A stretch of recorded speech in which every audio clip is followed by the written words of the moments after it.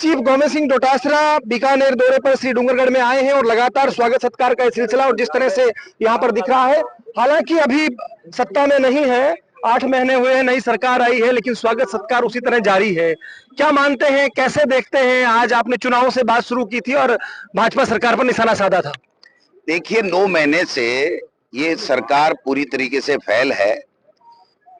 जो वादे इन्होंने किए थे उस वादों पे कोई 1% भी काम ये कर नहीं पाए हैं। आपसी अंतर्कलह इनकी इतनी बढ़ गई है कि मंत्री 2.5 महीने से इस्तीफा दिए बैठे हैं।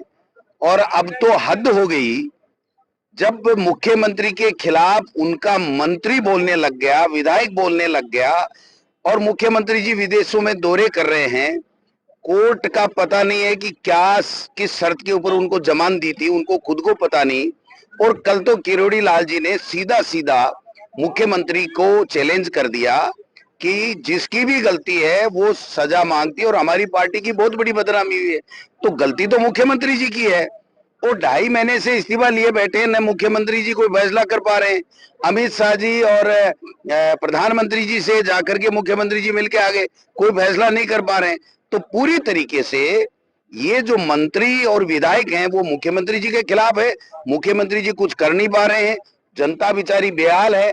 किसानों को कर्जे माफी की बात की, जो बातें वादे किए थे वो नहीं हुए। तिवारी जी तो आपके ऊपर भी बड़े आक्रामक है। मेरे पे क्या आक्रामक है? क्या क्या है उनका? उन्होंने तो कल बोल दिया ना कि मुख्यमंत्री अशोक गहलोत, भजन लाल और वसुंधरा राजे सिंधिया तीनों का कोई पेपर लीक में रोल नहीं है। कल उनकी बाइट आप सुन लीजिए, वो ये कहते तीनों ही मुख्यमंत्री नहीं चाहते थे कि पेपर लीक हो, लेकिन ये पेपर माफिया ने पेपर लीक कर लिया और जिसने भी सहयोग किया उसके खिलाफ कार्रवाई होनी चाहिए।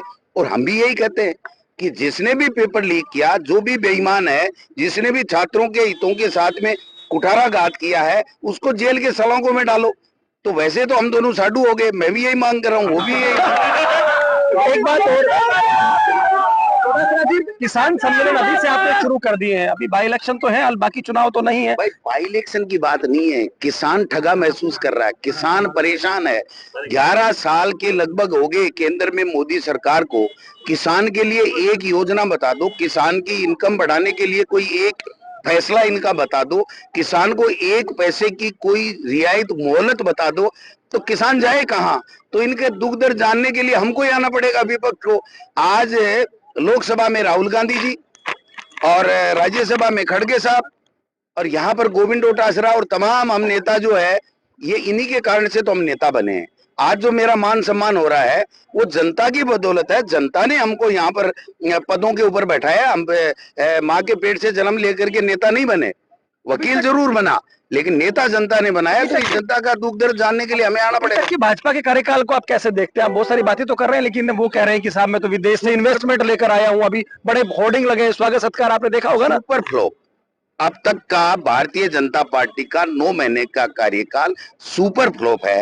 1 स्टेट 1 इलेक्शन की बात कर रहे हैं। आप बताइए, केंद्रीय कानून पंचायती राज का और स्टेट का कानून, उस पर कोई संशोधन हुआ? कोई फैसला हुआ? सुप्रीम कोर्ट का फैसला है कि ओबीसी का सर्वे कराइए और उसके बाद में ओबीसी का आरक्षण दे पाएंगे। 2022 में ही हो गया था, उसके ऊपर कोई आयोग बना? मैं समझता हूं कि एक काम बता दीजिए, अभी तो जो उपचुनाव है ना, वो उपचुनाव नहीं करवा पा रहे, केंद्र की सरकार तो हमारे नहीं करवा पा रही है, और ये भरतपुर का जिला प्रमुख का चुनाव नहीं करा पा रहे। इससे ज्यादा दुर्भाग्य क्या होगा? आप बताइए। 7वें उपचुनाव में इनकी नानी याद आ जाएगी इनको, इनके छट्टी का दूध याद दिला देंगे इनको। ये 7-0 से यहाँ से निपट करके जाएंगे और उसके बाद में पर्चियों की अदला बदली होगी। अच्छा, ये भाव कैसे बदला? किरोड़ी मीणा साधु कैसे हो गए अचानक? भाई, वो भी ये मांग कर रहे हैं कि पेपर लीक वालों को पकड़ो, मैं भी कह रहा हूँ पेपर लीक वालों को पकड़ो। तो फिर मांग एक ही होगी ना। और सरकार से उन्होंने अपना व्यू चेंज कर लिया। पहले तो सरकार लूटने के लिए उन्होंने हम पे सब पे आरोप लगाए, अशोक गहलोत जी पे भी लगाए, मेरे पे भी लगाए।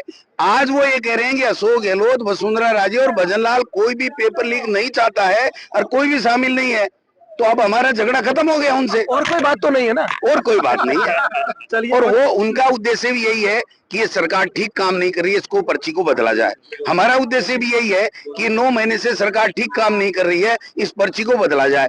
तो दोनों का उद्देश्य सेम हो गया, इसलिए साधु हो गया। कांग्रेस में सब कुछ ठीक है 100%।